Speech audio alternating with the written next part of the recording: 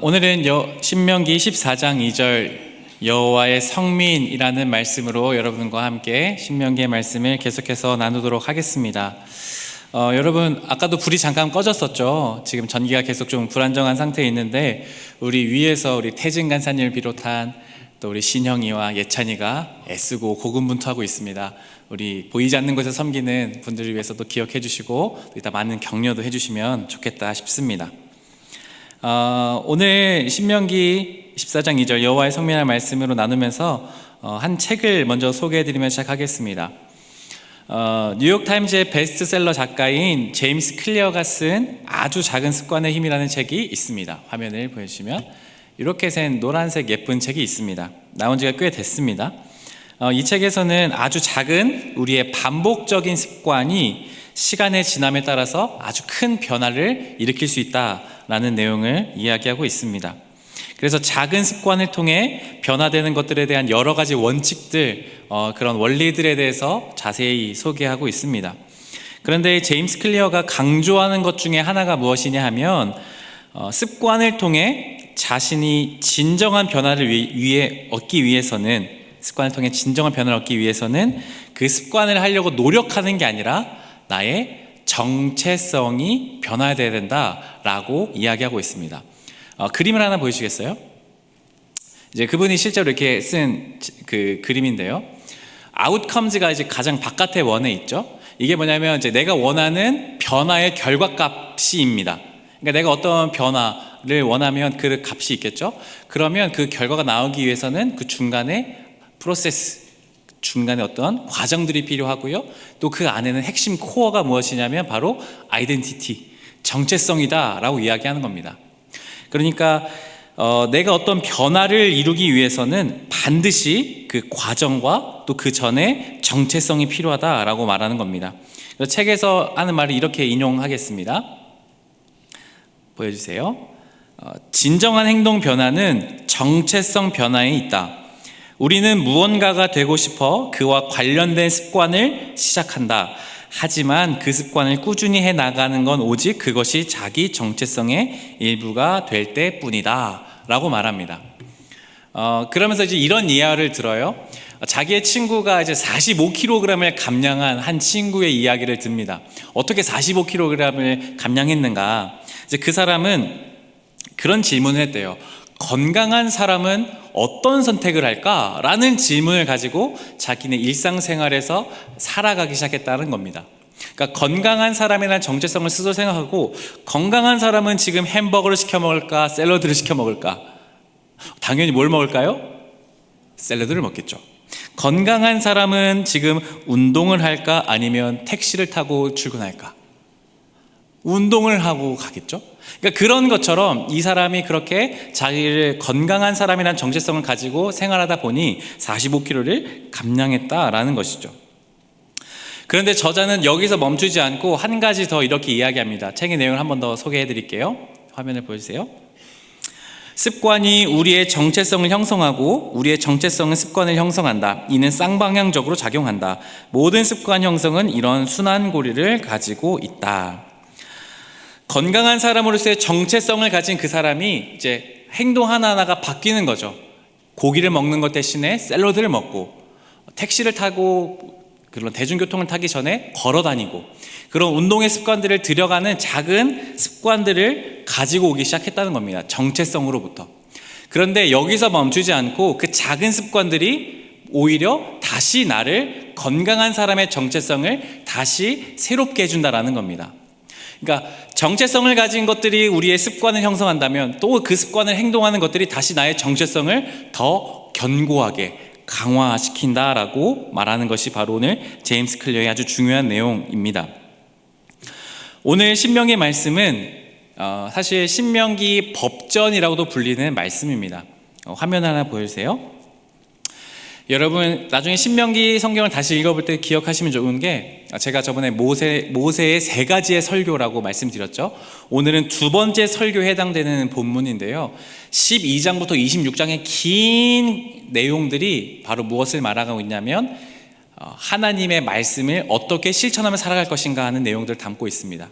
그래서 별명이 바로 신명기 법전이라고 불립니다. 그래서 12장부터 16장까지는 1계명부터 4계명까지에 대한 구체적인 지침들을 알려줘요. 17장부터 21장은 5번째 계명, 22장부터 26장은 6번째부터 10번째 계명을 지침을 설명하고 있습니다. 물론 이게 하나하나 정확하게 다 들어맞는 것은 아니지만 하나님의 말씀을 이 긴 내용에 걸쳐서 어떻게 가나안 땅에 들어가서 실천하고 살아야 될지를 모세가 설명하고 있는 것입니다. 그런데 하나님께서 이런 말씀을 하시기 전에 이스라엘 백성들에게 하시는 말씀이 바로 오늘 신명기 14장 2절의 말씀입니다. 본문 내용 말씀 우리 화면을 보면서 함께 다시 한번 읽어볼까요? 함께 읽어볼까요? 시작. 너는 내 하나님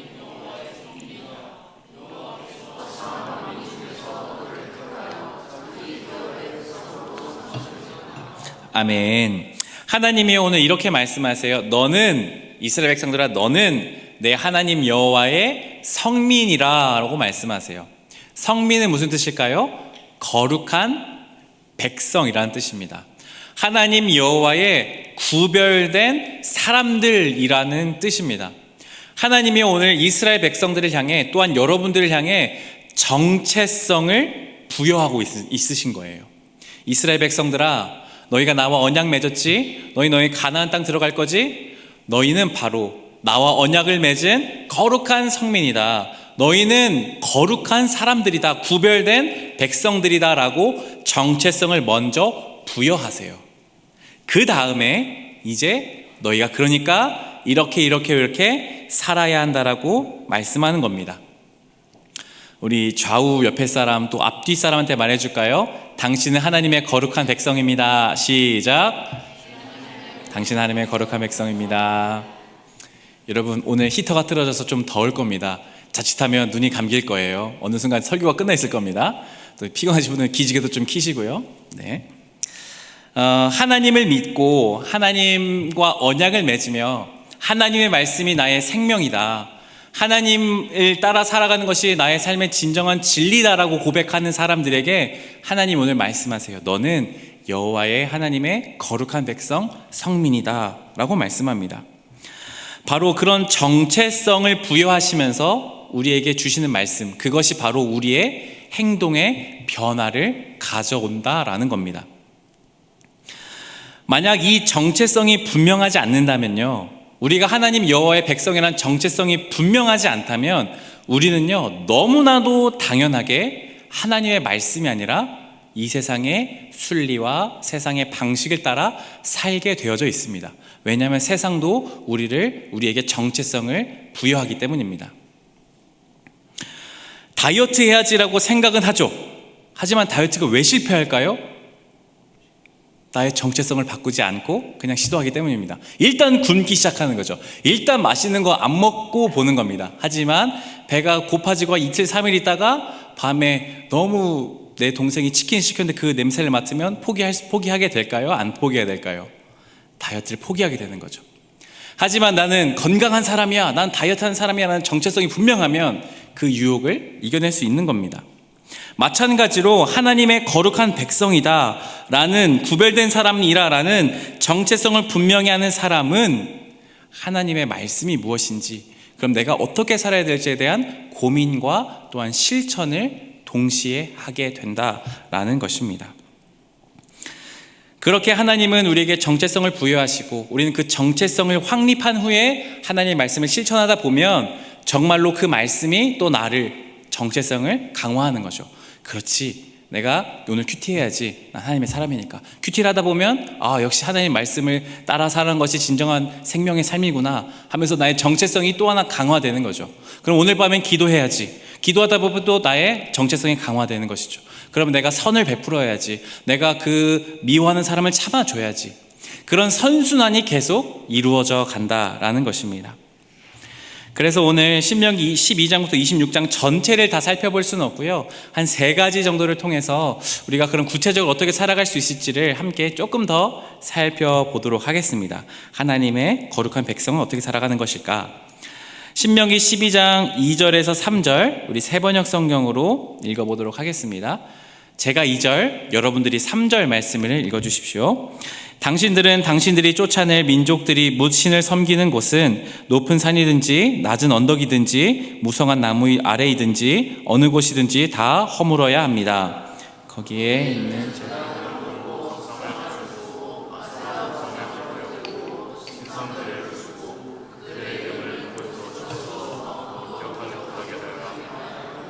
아멘. 하나님께서 첫 번째 12장부터 이제 26장에 걸쳐 주시는 신명의 법전이 시작되는 첫 번째 말씀은 이제 1계명과 2계명, 12장에는 1계명과 2계명에 대한 그 말씀으로 이제 구체적인 지침들이 나타나 있습니다. 1계명이 뭘까요? 너는 나 외에 다른 신들을 내게 두지 말라. 2계명, 너를 위하여 새긴 우상들을 만들지 말아라. 이것이 첫 번째, 두 번째 계명이었습니다. 그에 대한 구체적인 지침들을 말씀하고 있죠. 오늘 2절과 3절에서 그래서 바로 이렇게 말씀합니다. 당신들이 그 들어갈 가나안 땅 들어가면 그 가나안 땅에 있는 민족들이 섬기는 그 곳에 있는 제단들, 신당들, 산당들, 그 우상들을 모두 다 없애버리라고 합니다. 그 목상들을 불태우고 부숴버리라고 말합니다. 그게 구체적인 지침입니다. 왜 그렇게 하라고 해야 할까요? 여러분, 사람은요 눈에 보이는 것이 굉장히 중요합니다. 가나안 땅에 들어가는 순간 하나님은 결코 눈에 보이는 것으로 존재하지 않으세요. 하지만 그곳에 들어가면 아세라 신이든 그모스 신이든 바알 신이든 눈에 보이는 신상들이 가득하고요, 멋들어진 신당들, 산당들이 가득해 있었던 겁니다. 그러면 사람이 그것을 보면 영향을 받습니다. 저게 진짜 신이구나. 저기를 섬기면 정말로 그 신이 나를 보호해 줄 것 같구나 라는 생각을 한다는 겁니다. 그러니까 여러분, 하나님이 들어가자마자 그것을 다 부수라는 얘기는 무엇이냐면 그것으로부터 시선을 빼앗기지 말라는 의미이기도 합니다. 우리는요 그것을 바라보면요 그것에 우리의 마음을 빼앗기게 되어 있어요. 옛말에도 견물생심이라고 있죠. 보면 마음이 생기는 법이에요. 광고를 보면요 저것을 내가 꼭 가져야 될 것만 같이 느껴지게 만드는 광고가 많죠. 그게 광고의 힘이죠.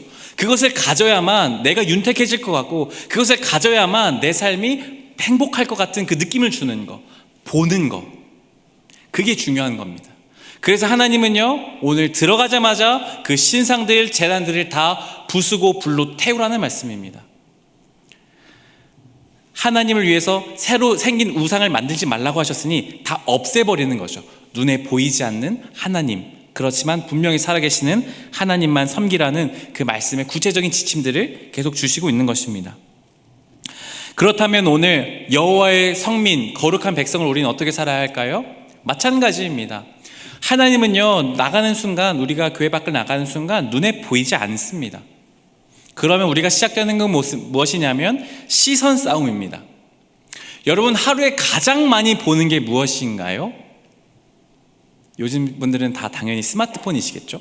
스마트폰에서 여러분 보지 말라는 건 아니지만 무엇을 가장 많이 보십니까? 그곳에서 하나님 말씀을 가장 많이 보세요? 찬양을 가장 많이 듣습니까? 아니요, 대체로 우리는 다른 것들을 보게 돼요. 그냥 SNS 한번 봐야지 문제되지 않습니다. 유튜브 한번 봐야지 문제되지 않습니다. 스트레스 풀어야죠. 하지만 거기에 보다 보면 자연스럽게 시간이 흘러간다는 거예요. 자연스럽게 그것에 마음을 뺏긴다는 거예요. 나 오늘 분명 기도하기로 했는데, 오늘 감사일기 쓰기로 했는데, 오늘 묵상 올리기로 했는데 내일 하지 뭐, 요거까지만 보고. 그렇게 된다는 거예요. 시선을 빼앗긴다는 거예요. 시선을 빼앗긴다는 건 우리의 마음을 빼앗긴다는 겁니다. 여러분, 그러니까 뭐 SNS, 뭐 유튜브, 컴퓨터 뭐 아예 하지 말라는 것이 아니라 그것들을 지켜낼 수 있는 마음을 우리가 애써서 수고하면서 그것들을 지켜내야 돼요. 정말 우선순위에 바르게 해야 되는 거예요. 하나님을 내가 어떻게 섬길 것인가, 이 우상들을 내가 어떻게 지켜낼 것인가, 내 시간을 어떻게 하나님께 먼저 드릴 것인가, 내 시선을 어떻게 하나님께 드릴 것인가 고민해야 되는 겁니다. 왜요? 우리는 하나님의 거룩한 백성이기 때문입니다. 하나님의 거룩한 백성이 아니시면 말씀 안 읽으셔도 돼요. 기도 전혀 안 하셔도 돼요. 예배 안 오셔도 돼요. 하지만 하나님의 백성이라면 교회 나와야 됩니다. 예배해야 됩니다. 말씀 읽으셔야 됩니다. 기도하셔야 됩니다. 하나님께 나의 은혜를 구하고 찾으며 하나님의 얼굴을 찾아야 합니다. 그런 습관들을 계속해서 여러분 애써서 수고해야 됩니다. 그러면 다시 나의 하나님의 백성으로서의 정체성을 확립해 나간다라는 것입니다. 그것이 바로 우리에게 주시는 하나님의 말씀입니다. 신명기 15장 1절과 2절 세번역 성경으로 또 한번 읽어볼까요? 또 1절은 제가, 2절은 여러분들이 읽겠습니다. 매 7년 끝에는 빚을 면제하여 주십시오. 면제 규례는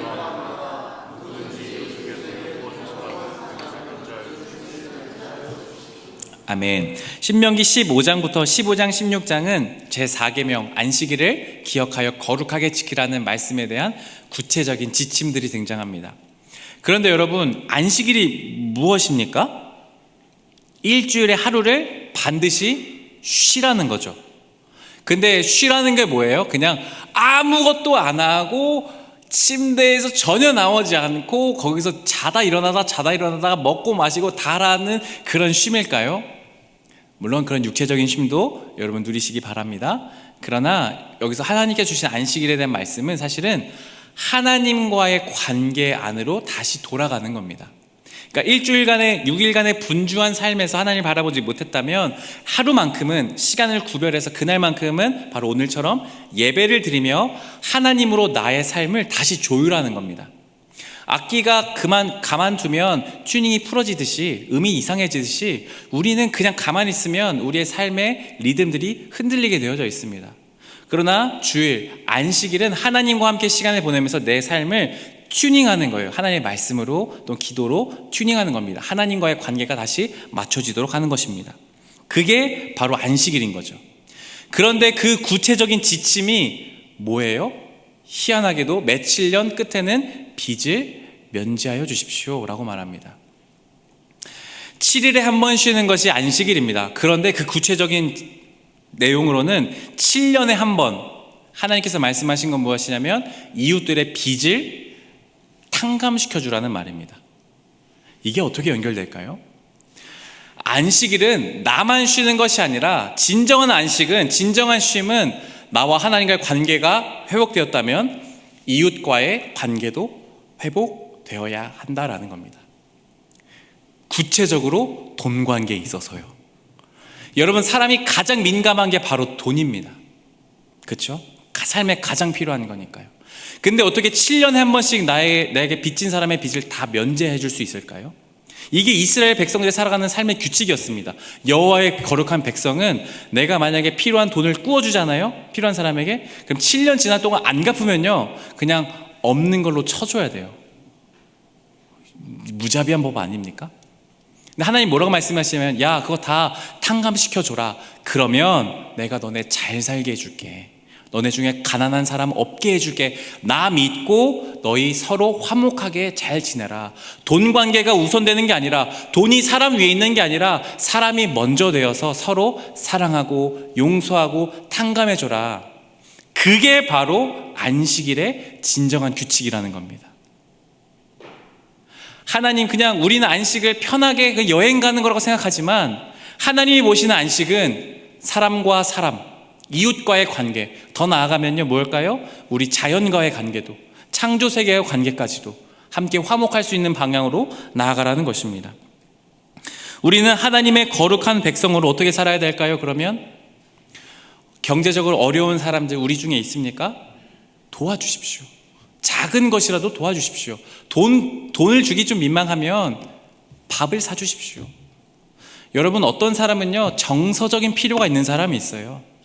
경제적인 어려움 말고 정서적인 필요한 사람이 있어요. 여러분들 시간과 체력을 내어주십시오. 함께 만나서 밥도 먹고요, 함께 즐거운 시간도 보내주십시오. 여러분, 어떤 사람에게는 영적인 어려운 사람이 있습니다. 영적으로 깊이 침체되어 있는 사람들이 있습니다. 그럼 그런 사람들 향해서요 연락도 하시고 기도도 해주세요. 힘내라고 격려해 주십시오. 그것이 하나님의 말씀이 될 겁니다. 이게 바로 무엇이냐면 안식일을 거룩하게 지키라는 하나님의 구체적인 우리를 향한 말씀입니다. 안식일은 난 오늘 주일 예배 드렸으니까 나는 끝! 이게 아니라는 겁니다. 반드시 오늘 우리에게 주어진 이웃들을 돌아보고 우리 영세교회 공동체를 함께 돌아보아야 한다라는 말씀인 것입니다. 하나의 말씀만 더 살펴볼까요? 신명기 18장 15절 말씀 우리 한 목소리로 함께 읽어보겠습니다. 시작. 주 당신들의 하나님은 당신들의 동족 가운데서 나와 같은 예언자 한 사람을 일으켜 세워주실 것이니 당신들은 그의 말을 들어야 합니다. 아멘. 제5계명에 대한 내 부모를 공경하라는 말씀입니다. 17장부터 21장에 걸친 긴 내용이 들어가 있습니다.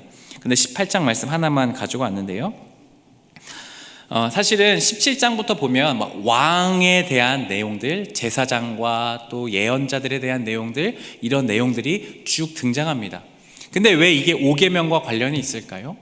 내 부모를 공경하라는 말은 여러분의 혈육이신 진정한 부모님만을 공경하라는 것이 아니라 그 부모님을 주신 하나님을 바라보며 내 위의 사람들, 그러니까 우리가 마땅히 인정해야 될 권위를 가진 사람들에 대해서 존경을 표하고 공경할 줄 알아야 된다라는 말씀이 구체적인 삶으로 나타나는 것입니다. 여러분, 하나님께서 주신 질서라는 게 있습니다. 우리는 그 질서가 있다고 믿습니다. 그렇죠? 그래서 여러분, 목회자인 저의 말씀을 여러분들이 잘 들어주시나요? 안 들어주시나요? 들어주셔야 합니다. 제가 대단해서가 아니라요, 제가 여러분들 더 배웠고 더 힘이 있고 그런 게 아니라요, 하나님이 질서로서 저를 목회자로 세워주셨어요. 은혜로요. 그리고 임원을 세워주셨죠. 섬김이를 세우셨죠. 셀장을 세우셨죠. 그들의 말을 여러분 들어주셔야 됩니다. 우리 위원장님도 계시고 여기 부장, 부감님들 계세요. 저를 보면 어떻게 하는 줄 아세요? 깍듯하게 고개 숙여서 안녕하십니까 하시고 이렇게 하세요. 아들뻘이거든요. 왜 저렇게 하실까요? 제가 대단해서요? 아니요. 저는 그분보다 대단한 게 하나도 없습니다. 단지 우리 위원장님 포함한 부장, 부감님들은 하나님의 권위를 인정하는 거예요. 하나님이 주신 권위를 저에게, 목회자인 저에게 주셨으니까 그냥 목회자이기 때문에, 제가 아니라 목회자이기 때문에 그렇게 굽신하시면서 인사해 주시는 겁니다. 그게 바로 이 계명을 지키는 거예요. 하나님의 세우신 질서와 권위를 인정할 줄 아는 겁니다. 그러니까 우리 직장 상사들 정말 꼴 보기 싫어도 우리는 그래도 잘 존중해야 될까요? 말아야 될까요? 해야 합니다. 물론 뒷담화할 수 있겠죠. 하지만 그럼에도 참아내고 하나님 세우신 권위다 라는 생각을 가지고 미운 게 100가지라도 한 가지 좋은 점을 찾아서 감사할 줄 알고 그렇게 하는 것이 하나님께서 우리를 향하신 말씀이라는 겁니다. 조금만 더 나아가 볼까요? 여러분, 오늘 임시총회를 할 겁니다. 그렇죠? 그럼 26년도를 섬길 새로운 회장들이 뽑히길 바랍니다. 그러면 여러분, 새로운 회장들이 생기고 또 임원들이 생겨나면 어떻게 해야 될까요, 여러분들? 그 임원들을 잘 따라주셔야 됩니다. 에이, 쟤 뭐 이렇게 못해. 아니, 제가 뭘 하겠어? 라고 하시면 안 돼요. 그분들은 기도로, 여러분들의 투표로 세워질 사람들입니다. 하나님이 그들에게 권위를 주어서 세워진 사람들입니다.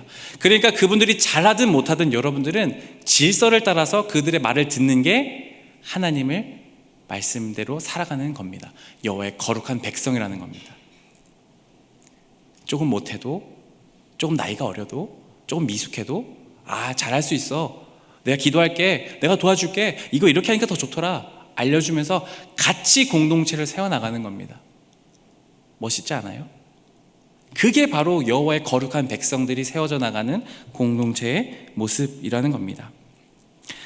사랑하는 여러분, 여러분의 정체성은 어디에 있습니까? 우리의 정체성이 하나님이 말씀하세요. 여호와의 거룩한 백성, 구별된 사람이다 라고 말씀합니다. 좋든 싫든 우리는 하나님께서 나에게 주신 그 정체성을 내면화해야 합니다. 나는 하나님의 거룩한 백성이다.